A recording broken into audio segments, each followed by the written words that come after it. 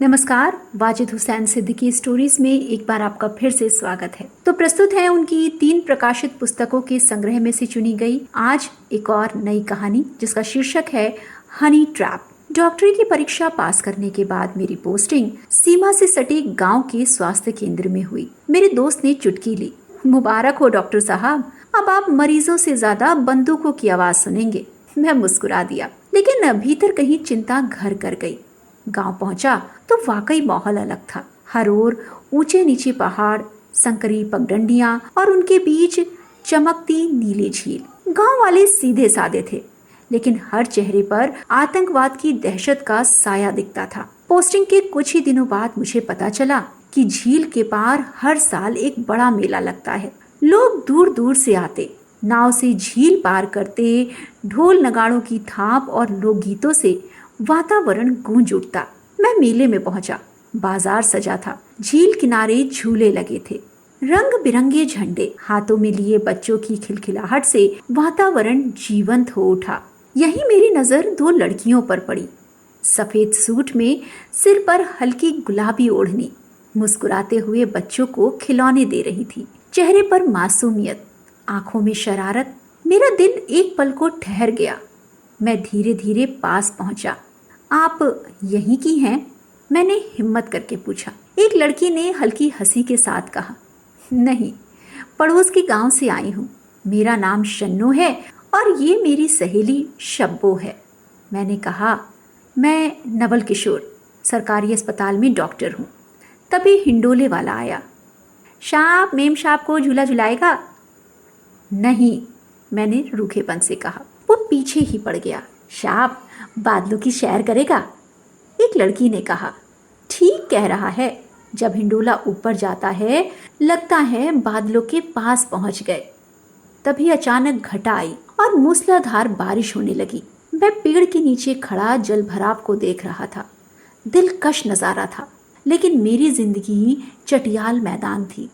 मैंने उन दोनों लड़कियों को देखा जो महीन मखमल के कुर्ते पहने हुए थी, जो उनके बदन के साथ चिपके हुए थे।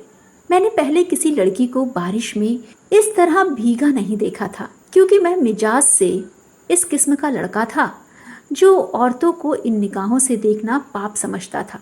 लेकिन उस दिन मैंने उन्हें बड़ी ललचाई निगाहों से देखा। मेरी उम्र जो महज 25 साल के करीब रही थी, तजुर्बा ना था। जिंदगी में पहली बार मैंने जवान लड़कियों के शबाब को गीली मलमल में लिपटे देखा। मुझे ये महसूस हुआ कि मेरे शरीर में चिंगारियां दौड़ रही हैं। मैंने उन दोनों लड़कियों में से एक को सुनना चाहा। कुछ देर तक गौर करता रहा। शन्नू बड़ी चंचल और खूबसूरत थी, दूसरी उससे कम। मैंने सोचा, चंचल अच्छी रहेगी, मुझे भी चंचल बना देगी। थोड़ी देर के लिए मैं शायर बन गया। इसके अलावा रेडियो में सुने फिल्मी गानों की धुन भी मेरे मन में गूंजने लगी। मुझे लगा कि मैं फिल्मों की शूटिंग के लिए यहाँ आया हूँ और कोई रोमांटिक सीन फिल्माया जा रहा है। अचानक तेज हवा चलना शुरू हो गई। लड़कियां घर जाने लगीं। लड़की जिसका नाम शन्नो था, केयरिंग थी। उसने कहा, डॉक्टर, ऐसे मौसम में लैंडस्लाइड का डर बना रहता है। आपका यहाँ रुकना सेफ नहीं। आप चाहें तो हमारे घर चल सकते हैं। नानुकुर के बाद मैं उसके साथ चल पड़ा। मुझे पहाड़ी सीढ़ियां चढ़ने में कठिनाई हो रही थी। उसने मेरा हाथ पकड़ा तो लगा पंख लग गए और मैं उड़ता हुआ उसके घर जा पहुंचा। उसके बाद मेरी शन्नो से मुलाकातें होने लगी। झील किनारे टहलते हुए शन्नो खुलकर हंसती बोलती, और मैं जो हमेशा किताबें और मरीजों में उलझा रहा, अचानक जीवन में रंग महसूस करने लगा। एक शाम शन्नो ने कहा, आज पूरे चांद की रात है, चलो झील की सैर करें। मेरे होठों पर अनकही मुस्कान आ गई। हम दोनों नाव में बैठे। चांदनी झील पर बिखरी थी। पानी में हमारी परछाइयां तैर रही थी। हवा में पहाड़ी बांसुरी की धुन बज रही थी। हम एक दूसरे को अपनी कहानियां सुनाते रहे। किसी दार्शनिक ने कहा है, मन बहते पानी में तैरने को और शबाब में डूबने को मचलता है। वही मेरे साथ भी हुआ। मैंने दोनों हाथ उसकी कमर में डाल दिए और उसे अपने सीने से लगा लिया। उसके होठों की ओर झुका। शन्नू ने मुझे जोर से धक्का दिया। नाव डगमगाई। रुक जाओ डॉक्टर, उसकी आवाज कांप रही थी। तुम नहीं जानते मैं कौन हूं। मैं सन्न रह गया। शन्नो की आंखों में आंसू बह निकले। मुझे यहां तुम्हें मारने के लिए भेजा गया था। आतंकियों ने मुझे विष कन्या बना दिया है। कहा है कि तुम्हें अपने जाल में फंसाकर खत्म कर दूं। बारिश में, मेले में तुम्हारे करीब आकर मैंने वही किया जो मुझे सिखाया गया था। मेरा चेहरा पीला पड़ गया। शन्नो ने आह भरकर कहा, मैं जानती हूं बॉस की नाफरमानी की सज़ा मौत मिलेगी, पर मैंने ऐसा किया क्योंकि मुझे लगा आपका दिल मेरे लिए धड़कता है और मैं आपसे मोहब्बत करने लगी। मेरा दिल बदल गया। मैंने ठान लिया कि आपको चोट नहीं पहुंचाऊंगी, चाहे मेरा अंजाम कुछ भी हो। याद रखना डॉक्टर, मैं विष कन्या ही नहीं, एक औरत भी हूँ जिसने तुम्हें सच्चा प्यार किया है। डॉक्टर के गले से आवाज़ मुश्किल से निकली, शन्नो, पल भर की मोहब्बत में अपनी जान क्यों दे रही हो? मुझे मरने दो। ज्वाइन करते समय सीएमओ ने मुझे आगाह किया था, हनी ट्रैप में मत फंसना, जान से हाथ गवा बैठोगे। शन्नो ने थरथराते होठों से कहा, क्योंकि पल भर में भी मोहब्बत पूरी जिंदगी की खुशियां दे सकती है। मुझे ये पल चाहिए था, अब मौत से कोई गिला नहीं।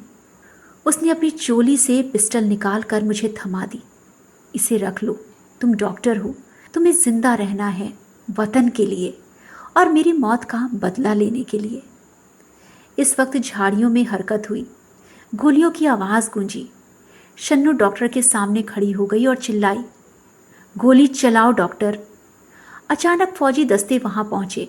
मुठभेड़ में 2 आतंकी ढेर हो गए, लेकिन शन्नो भी गोली लगने से झील में गिर गई।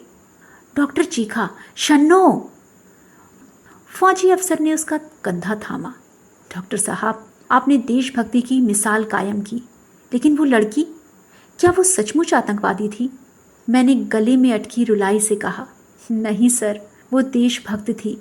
मजबूरी ने उसे विष कन्या बनाया था, पर उसने आखिरी दम तक मुझे बचाने की कोशिश की। अफसर चुप हो गए। समय बीतता गया। मैंने खुद को पूरी तरह सेवा में और वतन के काम में झोंक दिया, लेकिन शन्नो की याद हर पल मेरे साथ रही। एक दिन सीमा के उस इलाके में आतंकवादी हमले के बाद घायल सैनिकों का इलाज करने के लिए मुझे बुलाया गया। अस्पताल में मरीजों के बीच दौड़ते हुए मैंने अचानक एक नर्स को देखा, सफेद ड्रेस में, चेहरे पर हल्का नकाब, लेकिन आंखें वही थी, शन्नो की आंखें। मेरा दिल थम गया। शन्नो, तुम? वो मुस्कुराई, आंखों में नमी थी। हाँ डॉक्टर, उस रात मैं मरी नहीं थी, बस घायल होकर गुमनाम रह गई। फौज ने मुझे बचाया, मेरे शरीर का जहर न्यूट्रलाइज किया और एक नई पहचान दी। अब मैं आतंकवादियों के खिलाफ काम कर रही हूँ, एक नर्स बनकर जिंदगियां बचा रही हूँ। डॉक्टर की आंखें छलक उठी।